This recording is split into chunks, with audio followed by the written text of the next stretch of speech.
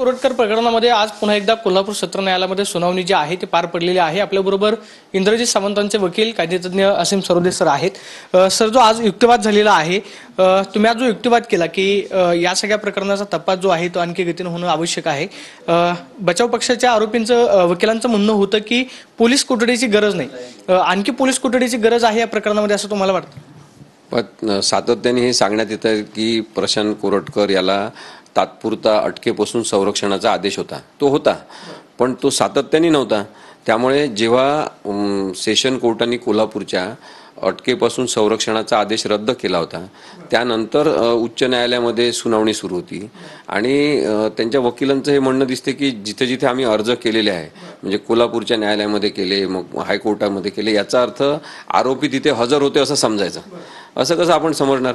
कारण की ते फरार होते हे सातत्याने पोलिसांतर्फे सांगितलं जातं आणि आम्ही पण तेच म्हणतो आहे। मग त्यांचं दुसरं म्हणणं आहे की नागपूर पोलीस स्टेशनला प्रशांत कोरटकरनी पत्र दिलं की माझे व्हॉइस सॅम्पल घ्यायचे असतील तर घ्या आणि मला कळवा केव्हा यायचं ते। पण तुम्ही कुठे आहात हेच माहीत नाही, तुमचा ठाव ठिकाणा माहीत नाही, पत्ता माहीत नाही, तर मग पोलिसांनी कुठे कळवायचं तुम्हाला की तुम्ही या आणि व्हॉइस सॅम्पल द्या?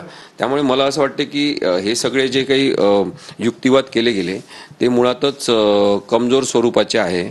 आणि आत्ता जे पोलिसांनी रिमांडचे कारण देताना काही गोष्टी सांगितल्या त्या मी लिहून घेतल्या, तर त्याच्यामध्ये माहिती घेतली आता पुन्हा, तेव्हा असं लक्षात आलं की तो 5-6 शहरांमध्ये प्रशांत कोरटकर हा लपून बसला होता। म्हणजे ते मध्य प्रदेशमधले आहेत, ते तेलंगणामधले आहेत आणि महाराष्ट्रामधले आहेत। तर त्याच्यामध्ये मग ते बैतूलला तो राहिला, त्यानंतर इंदोरला तो राहिला।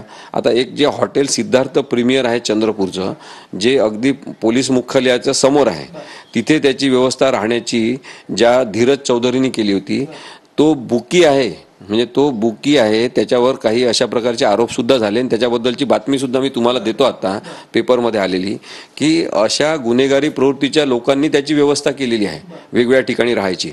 मग समजा आता हे 6 ठिकाणं धरले त्यांनी, म्हटलं करीमनगर, चंद्रपूर, सिकंदराबाद आणि हैदराबाद, अशा ठिकाणी जर राहिला असेल तर 6 वेगवेगळ्या हॉटेल्समध्ये तो राहिलेला आहे। या 6 ठिकाणी त्याची व्यवस्था कोणी केली?